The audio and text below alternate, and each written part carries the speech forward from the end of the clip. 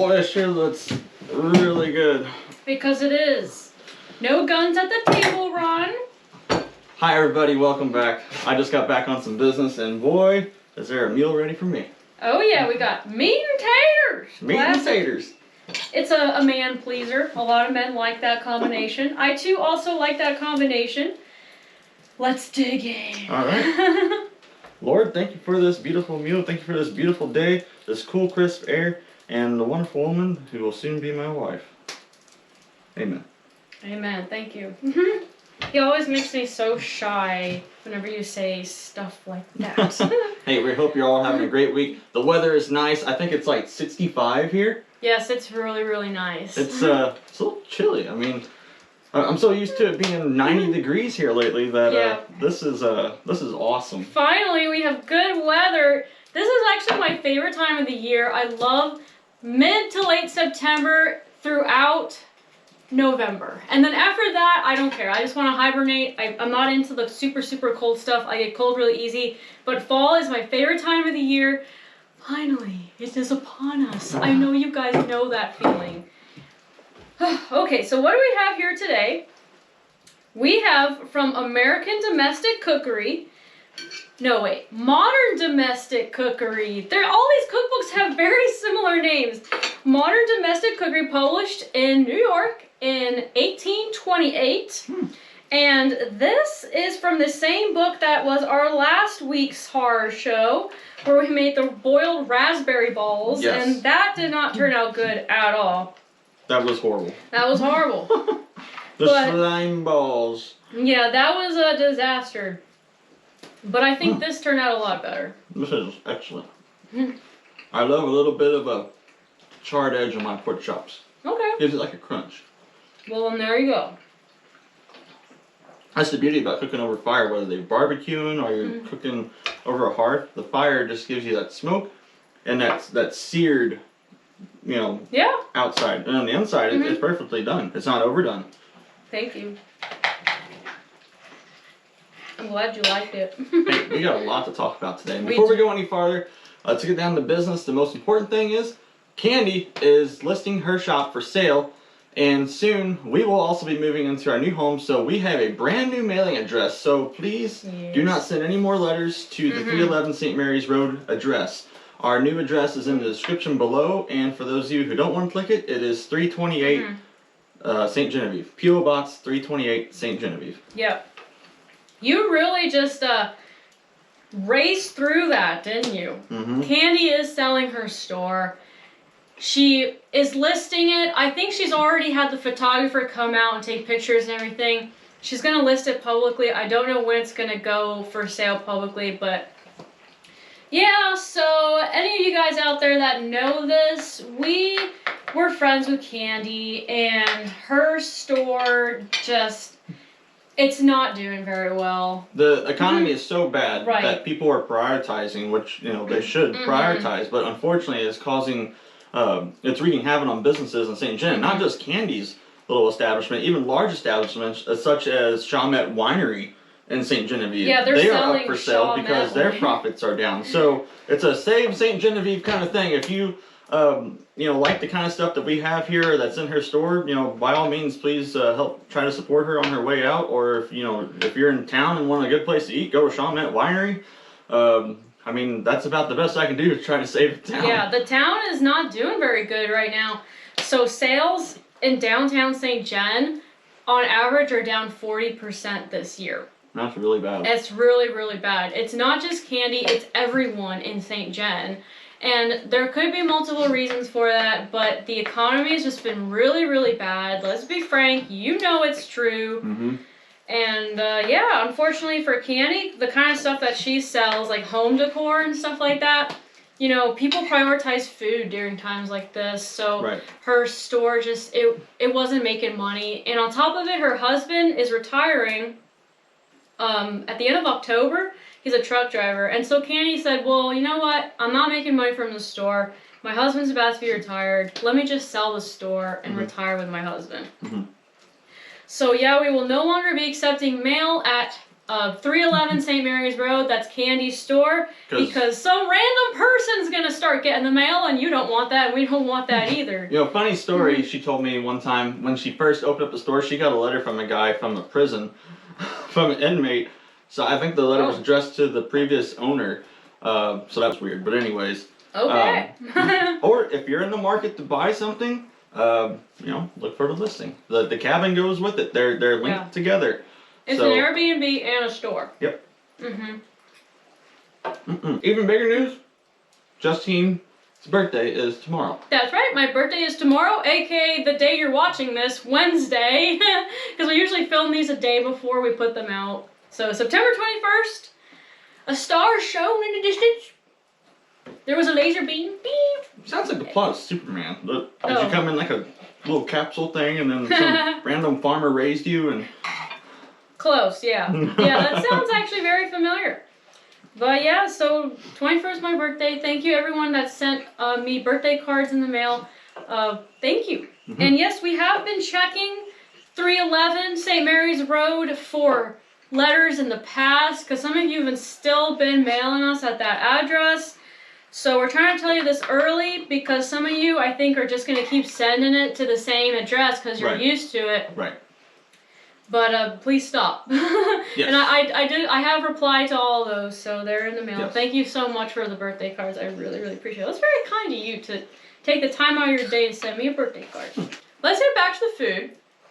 You've tasted the pork chops. And by the way, I just boiled some potatoes to have on the side so we can make a full meal out of this. Nothing special, just boiled potatoes. You tried the gravy. What would you give this receipt from 1828 from the book that so far has given us mixed results? Well, I would say the gravy. Let's talk about the gravy first. So it's very complex. It's got anchovies, it's got beer, it's got butter, it's got flour, it's got water, it's got water. Spices in it. That very complex flavor of water. So. But you know what it doesn't have? What? Which is very strange. It doesn't have drippings. Oh, yeah, it doesn't. Yeah, by modern standards, that's very unusual for a gravy. But you know what is really weird? I don't miss it. It does not taste like it needs drippings. It's good. I like it. It's different. I am not a fan of anchovies, but it gives it that umami. Okay, and then it's got my favorite, mushroom catsup. Mushroom catsup. It's got mushroom catsup and has a lemon zest, mushroom pickle, and lemon zest. Oh yeah, mushrooms. Pickled mushrooms. Now, people might be saying, well, why did you strain all that out? Why do you strain all your soups? Why do you do this? Why do you do that? Oh, that blah, was blah, a blah, thing. Blah. So back then, it was just the way they liked fashionable. it. They didn't like chunky stuff. Yeah, you they did not. You can go as far as to say, it's less you have to chew when you got bad teeth. You could also say, well, you got to give something to the hogs because there is no farm feed store, so you get the nutrients out of the solids. You strain them out. You put them in the slop bucket. You give it to the pigs or the chickens. Yeah. So it's not like we're just like, ha ha ha, look, there's half a potato. I don't want that. Throw it away. Yeah. No, there's always this circle that goes around on a homestead where it goes back to your livestock. Everybody thinks that how do I word this? Ever since the Great Depression, everybody thinks, oh, you should utilize the potato skins. You can make beef jerky out of it or something weird like that. If you really had to, sure. But you don't really have to. I don't know how to explain it. You know what? That did bring up a very good point. The point being that people think that history was only the Great Depression. And that's it. Right. But they don't see literally 99% of the rest of humanity where people were not scrounging for food. Right. Like, yeah, you know, people back then were very, very poor, and then they were very, very rich, but there was a middle class in the 1800s. They were called the middling class. People would probably say, well, what are you going to do with this bone? How come you threw that out? You didn't boil it down and make soup out of it. I'm not that desperate. There's squirrels, there's deer, you know, and they're the same way. We get that's true. We get these comments all the time. People are like... It's not naked and afraid. It's not survival with nothing. They were civilized back then. People were civilized. But, okay, probably the weirdest comment I ever got that you know what? I actually read the comments on Early American. They do say never read the comments if you want to maintain your sanity when it comes to YouTube. Ron reads all the comments on Frontier Patriot. I read all the comments on Early American. So the one I got that really stuck with me was someone got really, really angry at me. This was like a year ago because I gave parsley stems to my chickens. Oh yeah, I remember that. They got so angry. Like they wrote a huge rant to me. They were like, you could have used those parsley stems for making vegetable broth, but instead you wasted it on giving it to animals.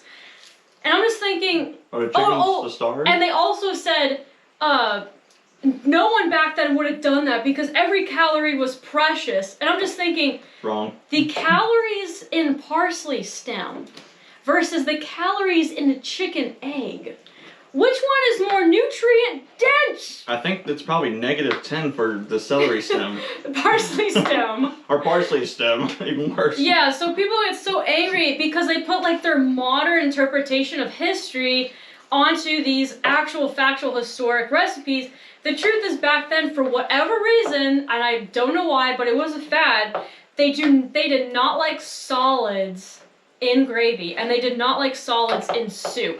I have a very hard time finding soups that are good for modern interpretations.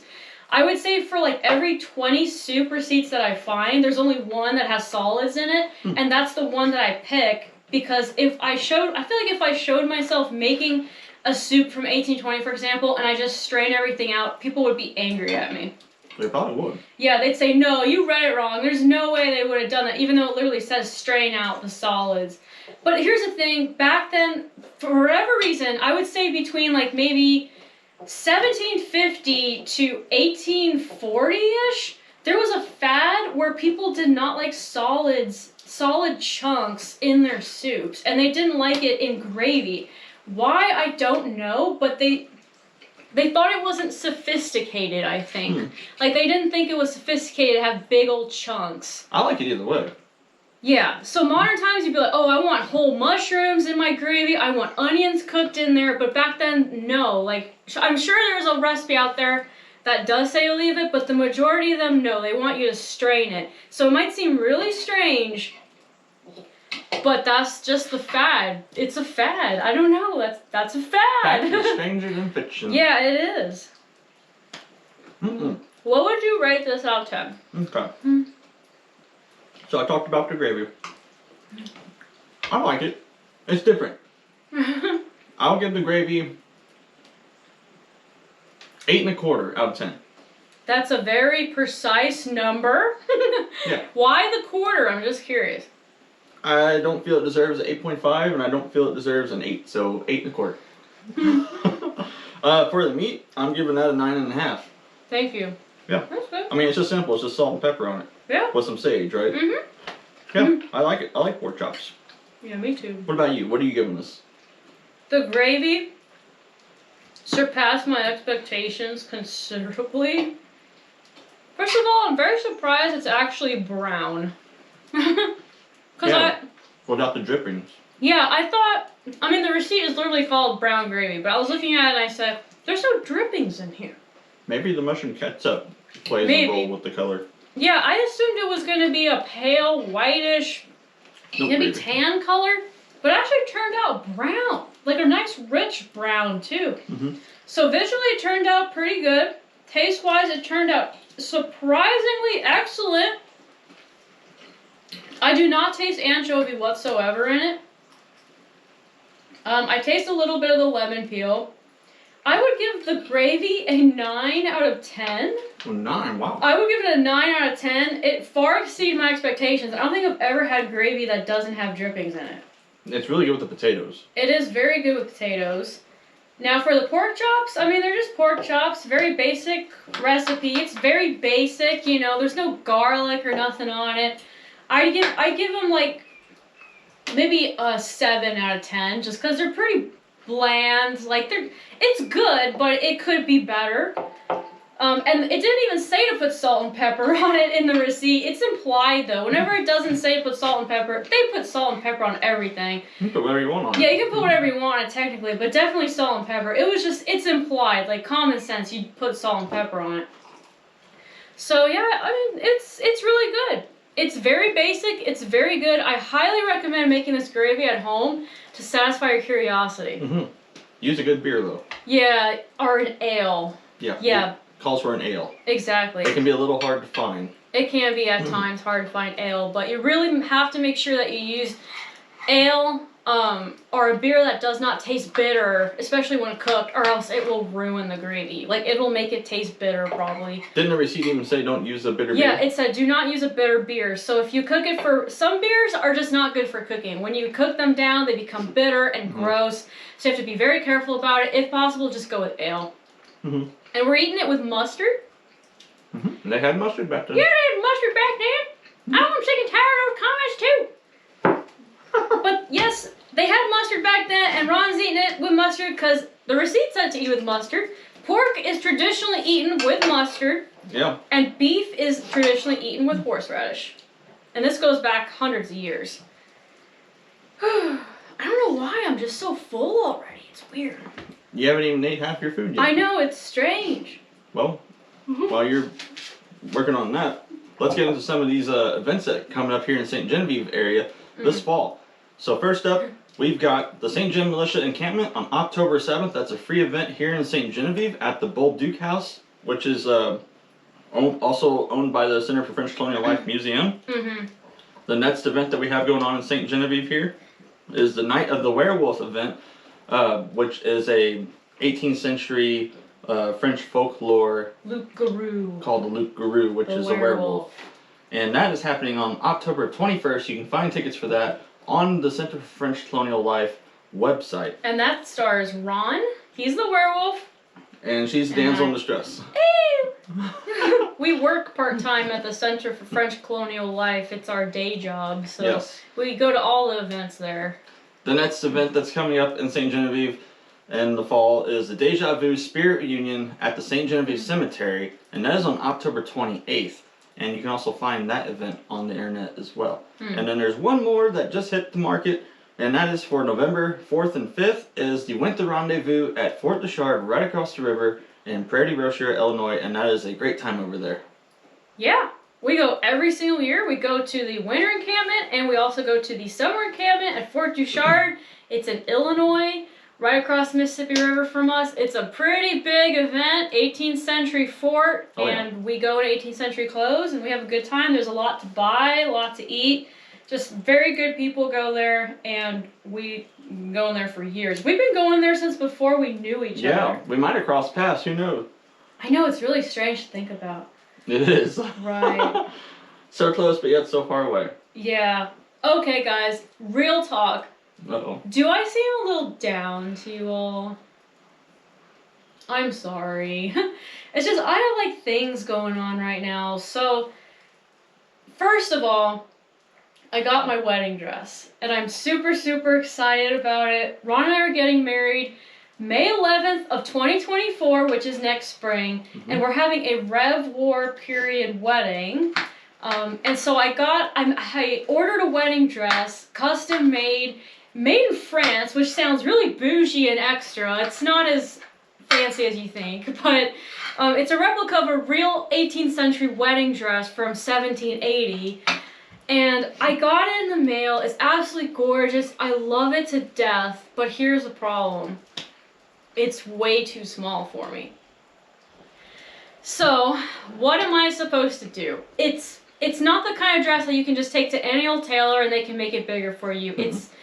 It's a very special dress. I mean, it's a 1770, 1780 kind of dress. Like, most tailors would have no clue how to touch that. Second of all, it has like special embroidery on it, so you can't really take it apart and make it bigger. And so there's only one option. I have to lose 6 pounds. And I think that that's probably the sweet spot, maybe 6 or 7 pounds I have to lose. And I'm just so about it because I don't want to. Especially with the holidays coming up. Who wants to do that? I know, all the pumpkin pie and everything. So, any of you guys out there, you've been brides before, have you had to lose weight for your wedding? Were you successful? It's not going to be fun. But I will try my best to make it work because I want to make this dress work. I really, really do. I love the dress to death. It's my dream dress. It's pretty dress. I gave the lady the dimensions, and the first time she sent a sample bodice back to me in the mail, it was a little too big. And I think she overcompensated and made it too small. It's hard when you order a dress from another country, you know? It's not like you can go every week and try it on. So that's been on my mind. And the second thing that's been on my mind is the fact that Kandye's selling her store. We're pretty down and out about that because she's a very good friend of ours, and a lot of things are just changing now because of that in our lives. Her store was like our local hangout spot for years, and that's not going to be the case anymore. Once the sale goes public, I think it's probably going to sell relatively quickly. It's a very unique shop. So we're probably only going to have another month or two tops. And that means that next year's Pioneer Days is totally up in the air right now. Right. Because we always had Pioneer Days at Kandye's store. We had it in the yard behind her store. She has a very big yard there. And we've had 3 Pioneer Days so far. But now that she's selling her store because it ain't making money, which I completely understand. It's her right to do it. But Pioneer Days is like just not probably going to happen this year. Plus, we're getting married the week before, or is it the week after Pioneer Days? The week after. The week after. So it's just a little bit of a mess trying to figure all that out. There might not be a Pioneer Days this year, but we'll try our best to make it live again. We just don't know where it's going to happen, but we're obviously going to have to move it. We'll know for sure by come January, because at that point we'll have to pull the trigger on it or not on it. Yeah, by January we'll be able to tell if we are going to have Pioneer Days or if we aren't, because who knows, maybe Kandye won't sell her store by then. Maybe something will change. Maybe business will somehow magically come and stick around. Yeah, magically. It would be magic if that, you know. I think she's really done with it though, like mentally. She just wants to retire with her husband now and move on. So all you guys that have been already making plans for Pioneer Days next year, coming and visiting us, sorry to say you might want to put a pause on those plans because we have, and we just don't know what's going to happen. We'll let you know for sure by January though, because that's when we start inviting vendors, is in January. As for this fall, if you've already booked at her cabin and all that, that's all safe and fine and dandy there. So that nothing's changed with that. If you've already reserved that, you're good to go. Yeah, especially fall. You know, that's only like a month or two. Like I'm sure she won't sell it by then. But if you'd like to stay there and help support our friend, please you book it before it's too late, possibly. Yeah, you might not get a chance to stay at her Airbnb ever again. Because I'm sure she'll pull it off the market too whenever it, she finds a seller. Right, to show she won't be able to fulfill that. So get it while it lasts. If you want. Exactly. But I mean, I'm kind of used. And I'm a little down about it too, but I'm also used to it in a way because I grew up in a military family. My dad was a colonel in the Army. He's since retired a few years ago. He was a JAG. But I moved every 2 years growing up. Every 2 years on the dot I moved. So I'm just so used to friends going in and out of my life. And the older I get, it's actually become harder the older that I've gotten. Weirdly enough, like you'd think it would be easier, but it's gotten harder. I think I just mentally can't. I'm done. Like I'm tired of being friends with people and then they go in and out because that's how it was since I was a kid, moving all the time. So it's just the whole situation is a little depressing for me. Trying my best to cope while I'm losing weight. But you look great, and I'm never gonna leave you. So thank you. Be happy about that. That's really good. I appreciate that. I love you. I love you. I'm never gonna leave you either. We're gonna be here for each other forever. Everything will be fine. Thank you, Ron. I love you very much. I love you too. Cue the violin music. Yeah, it's hard when people change. When situations change in your life, it can be pretty hard, especially when you've really found your little niche that just feels perfect and it's gone the next year or so. But thank you guys out there for still being there with us. You all are really become my rock. I mean, you too, Ron, of course, but I cling on to you all because I can expect you to be there every time, and I really, really appreciate that. But we do have some good news. And the good news is we have the second floor up on our homestead build. So this Saturday, we had a second floor wall raising party with family and a couple of friends, including Michael and Lee, which are always in the live chat here. They really saved us with the food. Yes. So the story is, Thursday and Friday we worked Till midnight. Until after dark, and didn't get back home until midnight. And we were just so exhausted we didn't have time to shop and prepare to make a meal for Saturday. Because we always cook on Saturdays for all the help that's coming. Right, for our family and friends. They got word of that and they said, hey, don't worry about it. We'll take care of it. And we're like, really? And then they showed up with a feast, like a catering crew. They showed up with crock pots and smoked pulled pork or whatever. A homemade pasta salad. A pumpkin cake. Pork and beans. Pork and beans. Cornbread. Oh, and Lee's, I can forget, Lee, who's probably in the live chat right now, she made me a birthday cake, which was so nice of you to do, Lee. She surprised me. Thank you. Oh my gosh, thank you so much for that. That was really nice of you to do. But anyways, this coming weekend, weather permitting, because there's a chance of rain, we will be setting the trusses, and then we'll be sheeting, and then we'll move on to the roofing, and then it'll be in the dry. Yep, finally. And then that means that the framing of the house is officially done, and we can put that video out. Yes. So hopefully within a couple weeks, that video is going to go out, and then after that, the next video that's coming out after that is going to be windows and doors. Yep, windows and doors. So that'll be very interesting. It will be interesting. It will be interesting, yes. So our windows should be here anytime now, possibly this week or next week. And then I have to build frames for the windows. So this is what I call a window, you know. So we're getting a whole bunch of these pieces, these windows, and I have to build a frame to make one whole unit with 2 windows in it. Yeah. So I have a lot of work to do in my shop, and we're doing the same with the door too. So we're using all oak doors, and so we're gonna buy the doors separate, and we're gonna build our own frames for the doors to be in, and then put them in. We found a very good deal on doors. Yeah. Don't be disappointed that we aren't making our own doors. We found a unbeatable deal. Like we would have been dumb not to do it. I couldn't build this door for the price that they're selling exactly, it for, and it would take more time. So, and it's 100% oak, solid, thick. It's not that modern, you know, chintzy stuff that's hollow on the inside or metal. And they're made door. in America, so it said, you know what? Let's just buy these doors. Yep. So that's the way we're gonna do it. That's the way we're gonna do it. But hey, you know what we're gonna do? We're gonna go into this week in history. Go.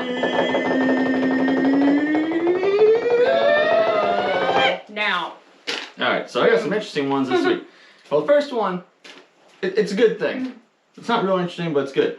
So, on September 17th in 1787, the United States Constitution is signed and put into effect. If you don't know it, read it. The Constitution is very important. All right, up next, now this one's interesting. So, did you know there was an emperor of America? An emperor of America? Yes. He was an emperor in his own mind, I suppose. September 17th, 1859, Joshua Abraham Norton self-proclaims himself to be the Imperial Majesty Emperor Norton, Emperor of United States of America. Okay, this guy was crazy. So, first off, he was born in London, England. Okay. Then he came to America. Okay. And he tried to take over. And he wanted to abolish Congress and get rid of democracy. Sounds like a commie to me. Okay. Or a monarchy. Yeah. Or because he's from England. So just the tenacity of somebody coming from England. Did he have any followers though? Like I think he had a few, but he was located in the San Francisco area. A few is 3. A few is 3. So he had 3 followers. Woo! So what's to stop me from declaring myself Empress Justine Teresa Dorn of Missouri Territory with her loyal subject Ronald Rayfield? Vote for me. Anyways, there's nothing too important about him. Actually, don't, because I'm an empress. Obviously, he had no power or anything. I just thought it was crazy and bizarre to bring that up, but there was a guy in 1859 who self-proclaimed himself to be the Emperor of America. I don't think that actually went anywhere. It did not. He was crazy. He was probably the village idiot, to be frank. I'm surprised an American didn't just kill him. No. You get out of here with that king stuff. Yeah. Alright, next up. September 18th, 1793, U.S. President George Washington lays the first cornerstone of the Capitol building in Washington, D.C. Cool. Yep. Yeah. Next up, September 20th, 1881, President Garfield is shot on July 2nd, but the wound was not fatal immediately, so he had infections and difficulty, and then on September 19th, he died. Oh yeah, from the complications from the injury. So on September 20th, Chester A. Arthur becomes sworn in as the 21st President of the United States, and that was the Vice President to Garfield. Next up, I got on September 21st in 1780, Benedict Arnold, the notorious traitor of America, and goes to the British side. My birthday is cursed! He gave up the plans for Fort West Point, he gave them to the British, and that's when he switched sides. He got caught on it, and then so he fled to the British. And they hated him over there too. Man, he was hated everywhere now, eventually. A little bit about Arnold. He was an American hero before he went to the dark side. It's a shame.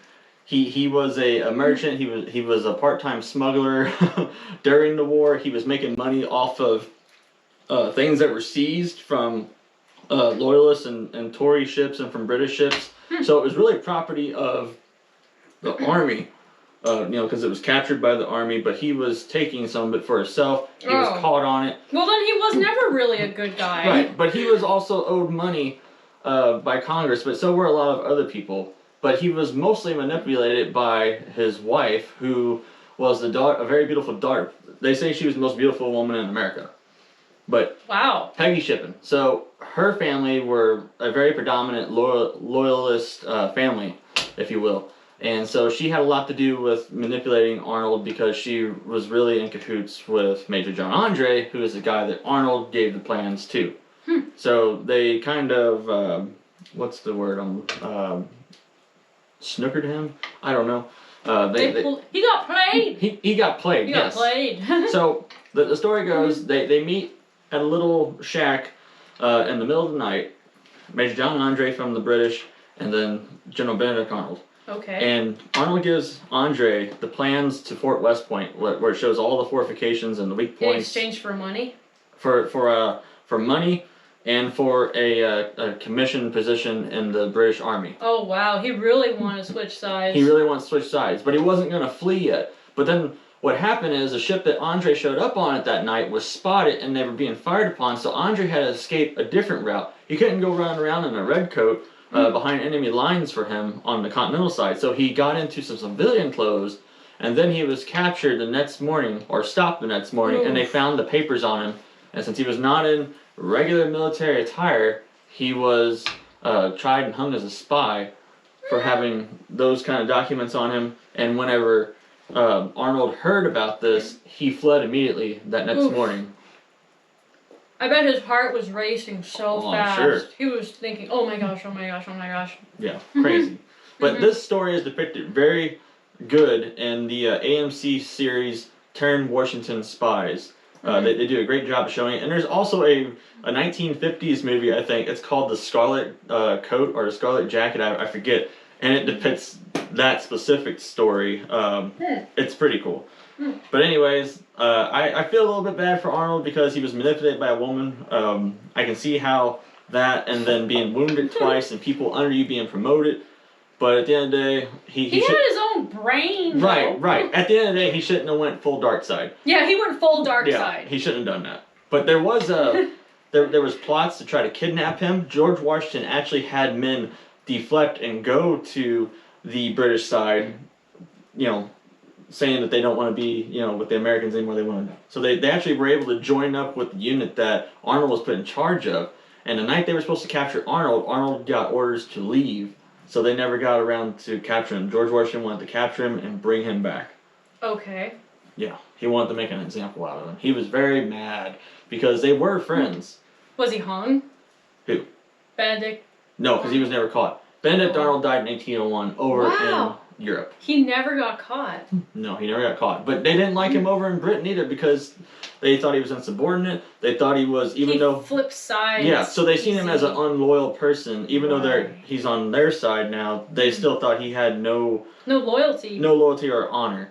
So he never really prospered or anything, and he just lived a lonely life over there. And even now England. to this day, when people say that you're a traitor, they either call you a Judas or they call you a Benedict Arnold. Yeah. He was called a Judas, but today there will be no statues of Benedict Arnold in America, except one of his leg that he was shot in twice while fighting for us. So that's the only honorable part of him that they want to show in America. So that if you go to the Battle of Saratoga site, you'll see a monument of Benedict Arnold's leg. Wow. I gotta get something. What There's a fly that keeps flying around Get the fly here. sword. Nope, I got something even better. Just hang tight. Uh-oh. I found this newfangled... get it back. This newfangled thing. I've seen the movie. This is not period correct for America at all, but this is a Venus flytrap. If you all have seen the early 1990s or the late 80s, I don't remember, Put the that right. Little Shop of Horrors with the eating plants.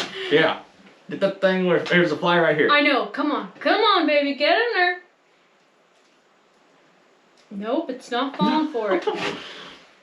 But when I saw this for sale, I said, okay, we have to buy this for the cabin. It's an organic way to get rid of flies. Yeah. So Freaky. far, it's not working. All right. Moving on. That's enough about Benedict Arnold. He doesn't deserve that much to talk about. Anyways, on September 22nd in 1692, the last people are hung in the United States of America for the crime of witchcraft. And that was during the Salem witch trials. After that, we never hung anybody else for being a witch. Now, random fact, we always have this image in our mind of Salem where people were tying the female witches to a post and burning them alive. That was in Europe. Yeah, in reality, in America, we never burned any witches. That just it wasn't our culture. It wasn't our thing. Instead, our culture is hanging people. Did we drown them too, or was that in Europe too? I'm not sure. I'm not sure if we did, but yeah, over here. Because they had that dunking stool thing. Oh yeah, we should talk about that. But anyway, so in Salem, Massachusetts, in the United States, during the witch trials, it was men and women.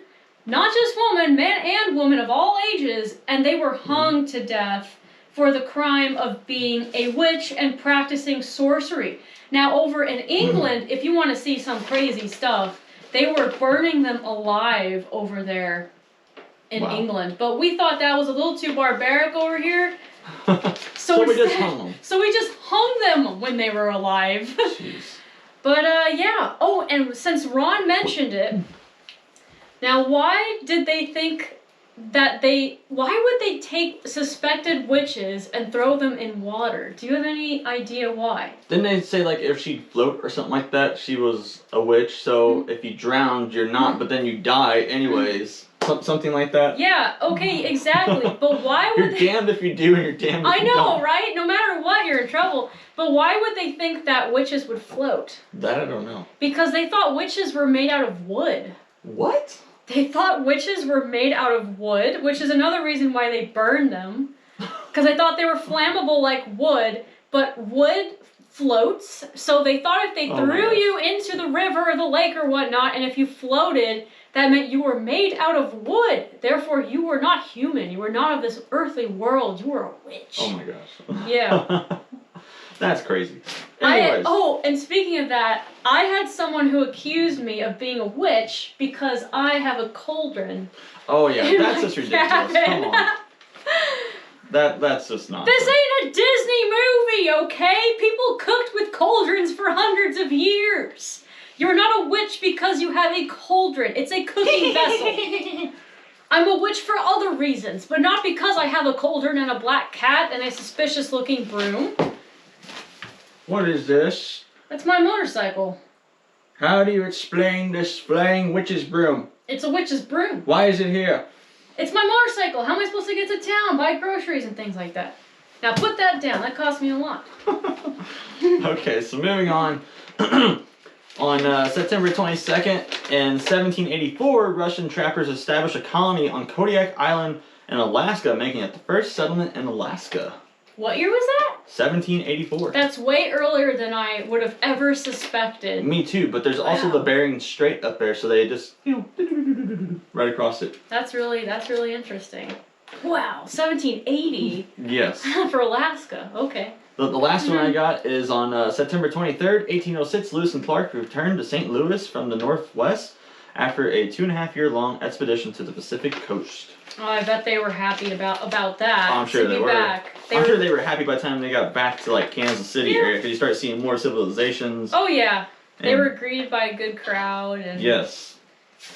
That's pretty cool. So Lewis and Clark finished their journey. They left to start the journey from the St. Louis area, and they came back through the St. Louis area. Now they actually technically left from Illinois. They left from what's now Hartford, Illinois, at the confluence of the Mississippi and the Missouri rivers. They left to start their journey.